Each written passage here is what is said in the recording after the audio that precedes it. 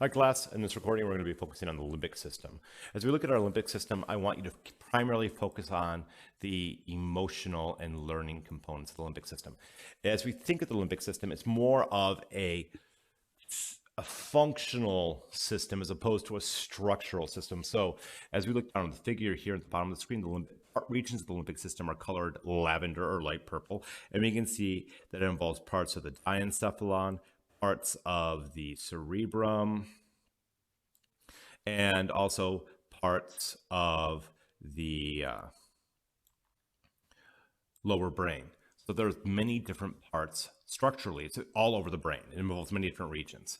So let's talk about some very prominent components of the limbic system, which is spread diffusely throughout the entire brain. We have the cingulate gyrus. The cingulate gyrus, let me shift to red here, is going to arch directly over the corpus callosum, and it's going to be within the frontal and parietal lobes. We have the hippocampus. Our hippocampus is going to be in the medial temporal lobe. Our hippocampus is shown right here.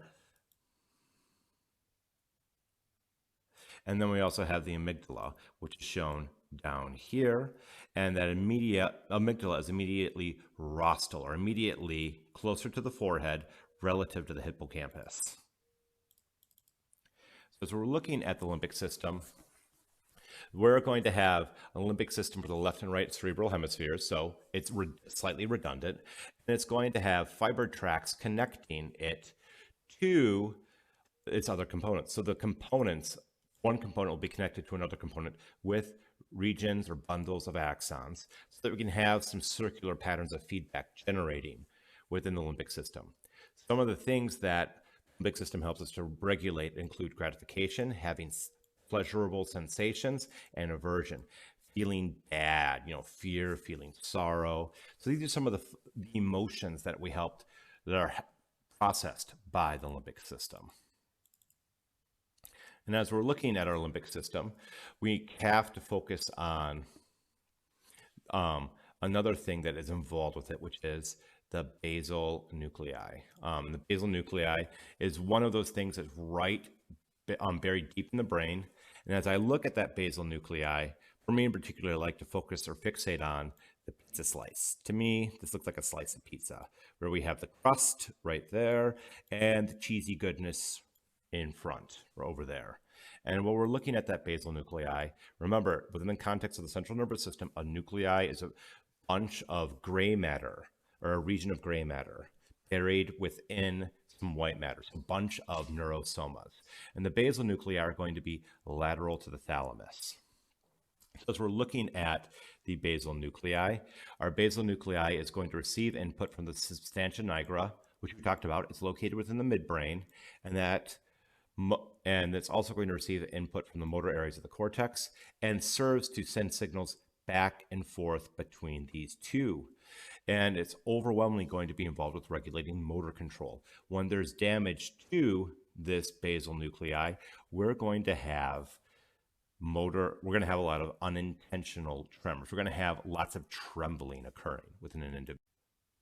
So if you see somebody that's having lots of quivers, that may be a big clue that there's damage to that basal nuclei.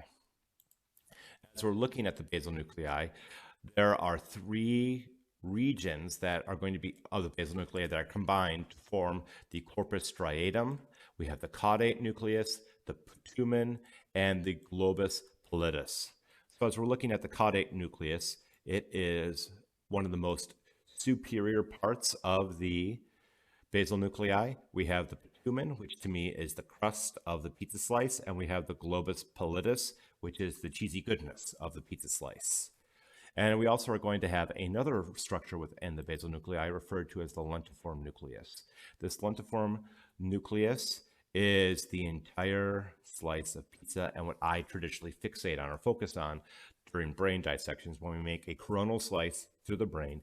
It's generally speaking pretty easy to find that lentiform nucleus.